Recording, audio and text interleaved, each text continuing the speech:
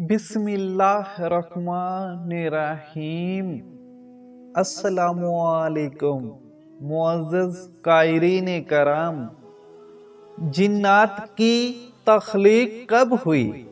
इसमें शक नहीं कि जिन्नों की तख्लीक इंसान की तख्लीक से पहले हुई, इसलिए कि अल्लाह ताला फरमाता है, हमने इंसान को सड़ी हुई मिट्टी के सूखे गारे से बनाया और इससे पहले जिन्नों को हम आग की लपेट से पैदा कर चुके थे।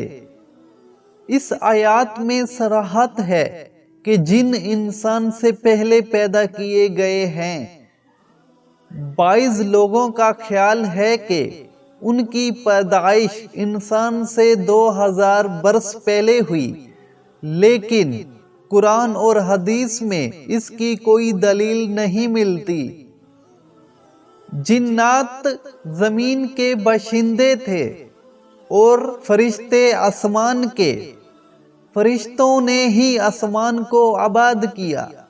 हर आसमान में कुछ फरिश्ते रहते थे और हर आसमान के बाशिंदे नमाज, तस्बीह और दुआ करते। हर ऊपर आसमान वाले फरिश्ते नीचे आसमान वालों से ज्यादा इबादत, दुआ, तस्बीह और जिक्र व अज़कार करते। इस तरह फरिश्तों ने आसमान को आबाद किया और जिन्नों ने जमीन को। क्या आप जानते हैं जिन बूढ़े होकर दोबारा जवान होते हैं और उनकी मौत कब होती है? अगर आप नहीं जानते तो हम आपको बताएंगे।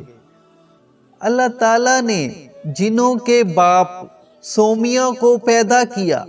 क्या आप जानते हैं जैसे हमारे बाप आदम को पैदा किया, सबसे पहले इंसान को पैदा किया और उसका नाम रखा आदम।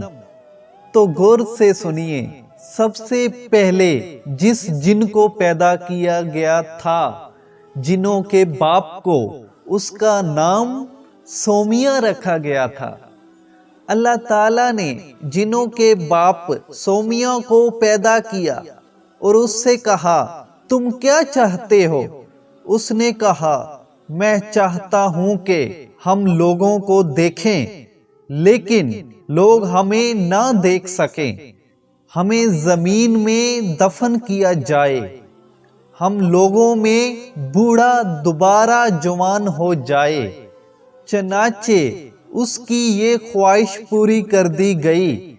अब वो लोगों को देखते हैं, लेकिन लोग उन्हें नहीं देख सकते। जब वो मरते हैं तो जमीन में मदफून होते हैं। उनमें कोई बूढ़ा उस वक्त तक नहीं मरता जब तक दोबारा जवान ना हो जाए। जी हाँ, यानी बिल्कुल बच्चे की तरह। जैसे कोई पैदा होता है, थोड़ा सा बड़ा होता है, फिर जवान होता है, फिर बूढ़ा होता है। हम इंसानों में मौत हो जाती है, लेकिन जिन्नों में बूढ़ा होकर फिर वापस को आता है, जवान होता है, बच्चा होता है और पहले दिन की तरह होकर मर जाता है। ये सारी चीजें सोमिया को अता कर दी गई। फिर अल्लाह ताला ने आदम को पैदा किया और उससे कहा, तुम क्या चाहते हो? आदम ने कहा, पहाड़ या शायद जन्नत कहा। चनाचे आदम को पहाड़ या जन्नत दे दिया गया। अल्लाह ताला ने जिन्नों को पैदा करके उनको जमीन को आबाद करने का हुक्म दिया। चनाचे वो अल्लाह ताला की इबादत करने लगे।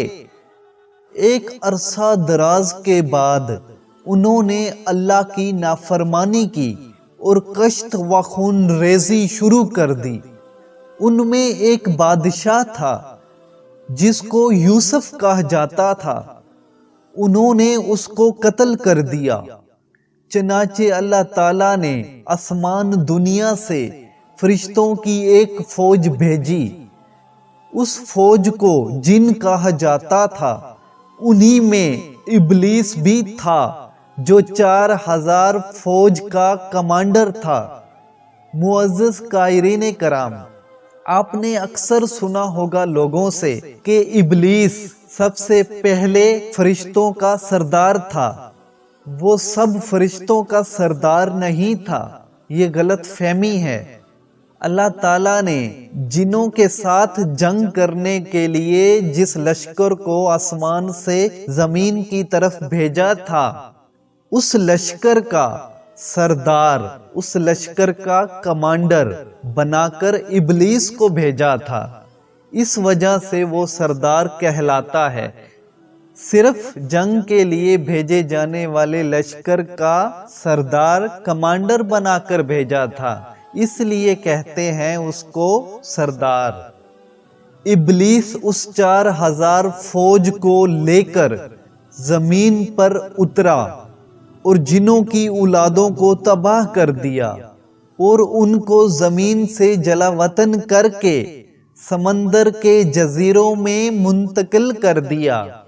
इब्लीस और जो फौज उसके साथ थी, उसने जमीन में बूद व बाश इख्तियार कर ली। उनके लिए काम करना आसान हो गया और उन्होंने जमीन ही में रहना अच्छा समझा। इब्लीस और उसकी फौज आदम की पैदाइश से पहले 40 बरस तक जमीन में क़याम पज़ीर रही।